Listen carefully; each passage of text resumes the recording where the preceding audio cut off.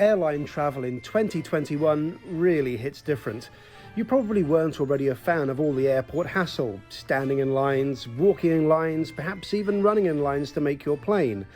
I mean, who in their right mind would still be flying with all the COVID hassle and the PCR testing and having to prove your vaccine status, and yes, having to wear a mask everywhere? Well, there are still some ways to travel on aeroplanes that make up for all of that. I'll be flying the world's oldest airline, KLM, between Amsterdam and Mexico City, on my way to the beautiful resort of Cancun. And of course, you're invited along for the ride too, as I fly in their world-famous business class on the 787-9 Dreamliner. Stand by for a full review on this, one of the world's quirkiest airlines, with all the highlights and some of the lows too. Strap yourselves in, we're flying with the blue airline, KLM. Enjoy the video. For historic reasons, KLM serve a rather eclectic mix of UK airports, and I started my journey in Norwich. There's just something quite cool about getting an aeroplane ticket that starts in Norwich, a rather out-of-the-way place in the UK, and ending up all the way in Cancun, Mexico. I had an overnight connection, so I retrieved my bag and went back to the airport the following morning, where I was greeted at the premium check-in area here at Amsterdam Schiphol. Now, there's nothing cosmetically different about this premium check-in area, but it does importantly have no queues and also this escalator, which is your direct private access to premium security upstairs. So I make it 10 minutes since I enter the airport and I'm already airside and heading to the KLM Lounge, which is an amazing ground experience so far. So there's no queue whatsoever at check-in because I'm using the business class check-in. There's no queue at premium security. No queue at all at passports, and of course the thing that makes check-in so streamlined is because I'm heading to Mexico and it doesn't require a PCR test or vaccine proof, so it's dead easy to check in. None of this faffing about with all your documents. Hand your passport in, give them your bag, boarding card in hand. It takes about 20 seconds. Heading through the terminal, I followed signs for Lounge 52, or as it's better known, the KLM Crown Lounge, which is one of the most unique lounges in Europe.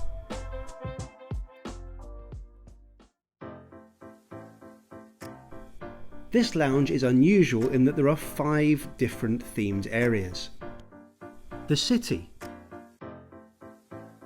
the sea, polder, the sky, which features amongst other things a prestigious pay-on-dine restaurant and an outside terrace, and in the middle of the lounge, the rather humorously named Dutch Mountain. There's also loads of memorabilia around the lounge, including a model of this old Convair aircraft from the early days of KLM.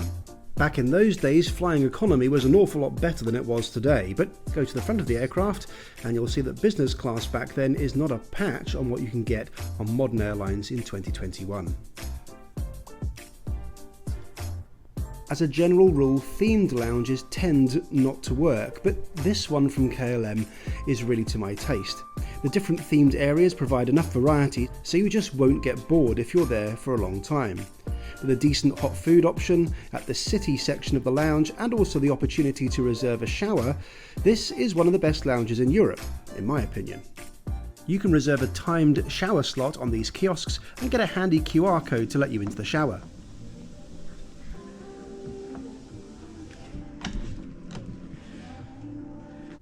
Well, not everything works right first time, but I do definitely recommend getting a shower before you head across the Atlantic, especially if your journey is about to take 11 hours, as mine is going to today.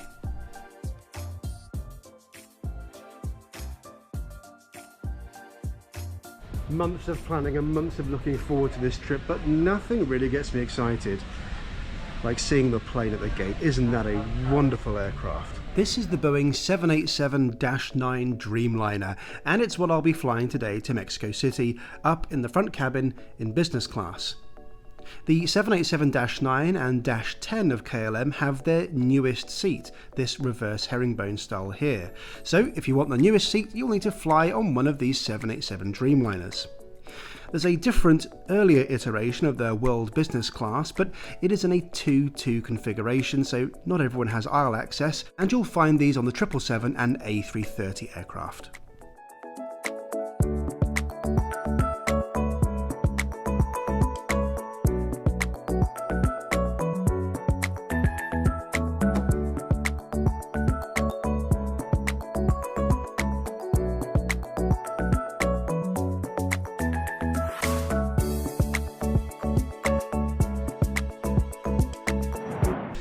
Right, here we go, off to Mexico City.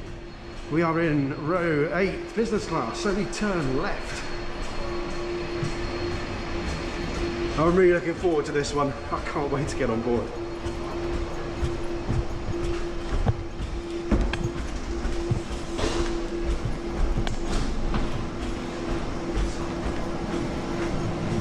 Hello. Hello. Good afternoon. Good afternoon. You're in 8K, it's on that side. Right. Thank you. Thank you. And here we are. Welcome aboard this 787-9 in business class. As you can see, this is laid out in a 1-2-1 reverse herringbone configuration, so every seat has direct access to the aisle, which is very important. A lot of airlines have been introducing reverse herringbone seats in the last few years on their fleet of long-haul aircraft, and that's for good reason. They encourage an efficient use of space because they tessellate with the seats in front, which saves quite a lot of floor space, and yet each seat retains a decent amount of privacy for the occupant. I also love the colour scheme, and it's quite rare to find such a bold colour scheme that looks quite so classy.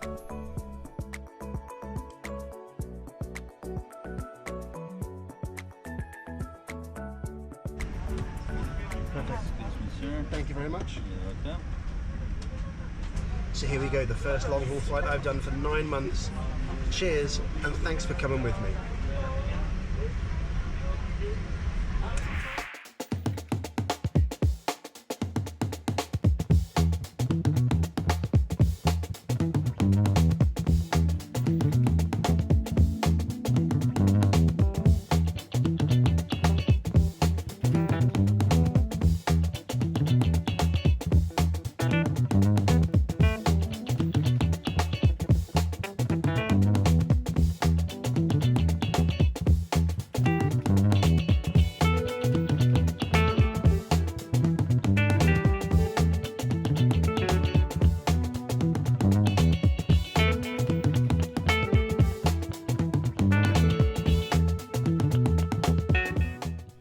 In case you're wondering why the taxi scene is so long here, well, the taxi was very long. We were using the newest runway at Amsterdam Schiphol, the Polderbaan, and that's over 4 miles away from the airport terminal. It can take up to 20 minutes to reach the threshold of the runway, and it even requires this satellite control tower to oversee operations at the runway.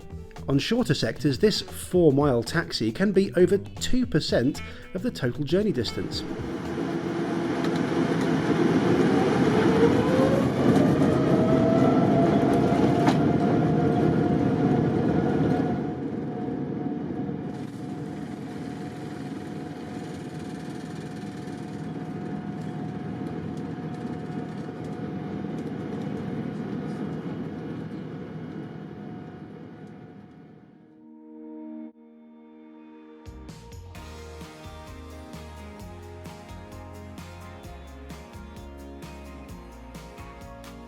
Today's flight is a considerable 5,721 miles, and it'll take us 10 hours and 27 minutes to fly that distance. It's hard to believe these seats are about 6 years old, but they are still towards the top end of business class seats. The 18-inch screen doesn't look out of date at all, and as is common with many flatbed seats, there's a handset to use if you don't want to, or are too far reclined, to touch the screen. The footwell space is adequate and helps form an 81-inch bed, and let me show you a perk to sitting in row 8. This flat space behind the seat, which is only found in row 8, which makes storing soft items easy. Storage-wise, there's a good amount, including a side console which opens. We'll look at that amenity kit later. This is pretty generous, and it's where you'll find your headphones and hygiene kit at the start of the flight. Oh, and they tried to add a vanity mirror in this console, but this one seems to make me look more like a Picasso portrait than Van Gogh.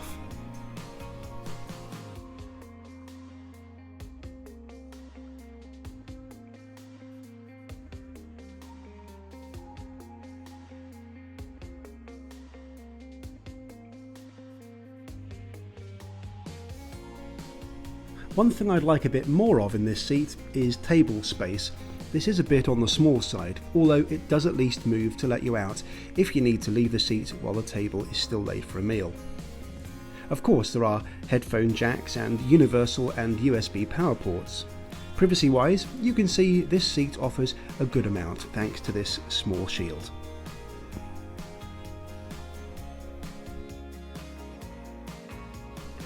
If you're enjoying this video and this is your sort of thing to watch, then don't forget to subscribe to the channel by hitting the subscribe button. It's totally free. Also, you can follow me on social media at the handle @Paul_wingingit on Twitter and Instagram, and follow all of my trips in real time.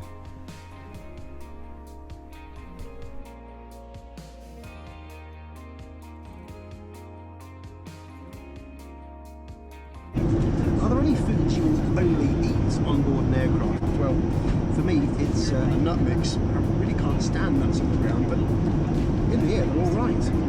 Let me know below if you've got something you only eat on board an aircraft. And so onto the menu. I found the choices for a flight to Mexico a bit strange, with a couple of oriental themed dishes, but the choice was pretty varied and I'm always up for trying something new.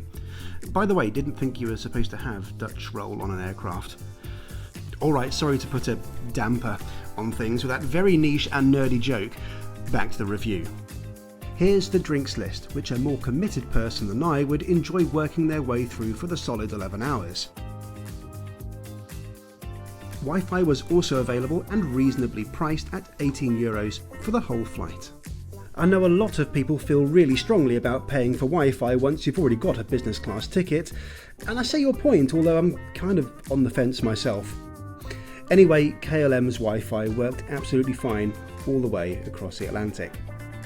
One of my favourite things about KLM Business Class is this cute little clog, salt and pepper meals. Awesome. So, dinner time. Or is it lunch? Who cares when you're crossing 7 time zones? The food was pretty well presented, although this is definitely not how I expected Hoi Sin duck to arrive.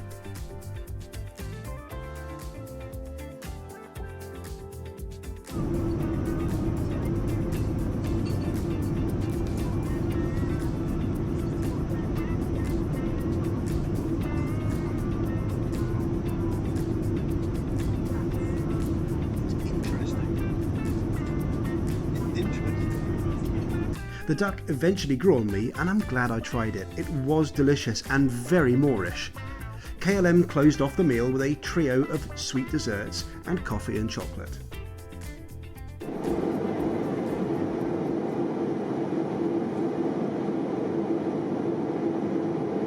One way I've learned to stay fresh while crossing the Atlantic is to take a nap for a few hours to try and stave off extreme tiredness when I land, which will be just past 2 AM Dutch time, but only 7 PM Mexico City time.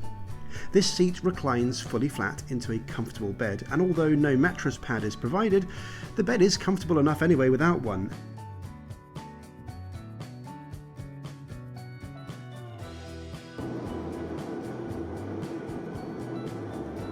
I woke up over a country I'm banned from visiting. Well, just for now.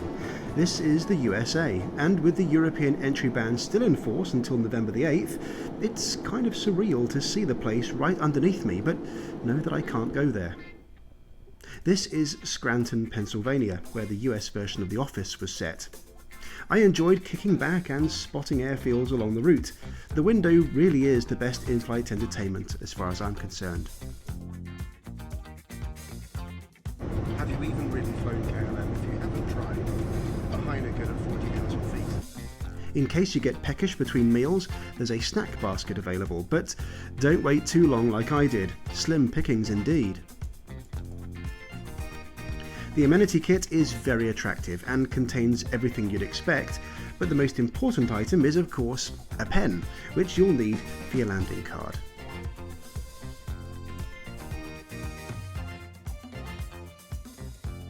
So sitting at the back of business class, I got last choice for the second meal, and only the vegan burger was left. Seems like the rest of the passengers were pretty smart to leave it alone. This was disgusting. I'd be annoyed with this burger if it came to me in economy, and it has no place at all in a business class. KLM is heavily pushing vegetarian food and using the sustainability angle, which is totally fine, but if you want to convert meat eaters to eat plant substitutes, please don't serve them this burger. It was awful, and the only real downer of the whole experience.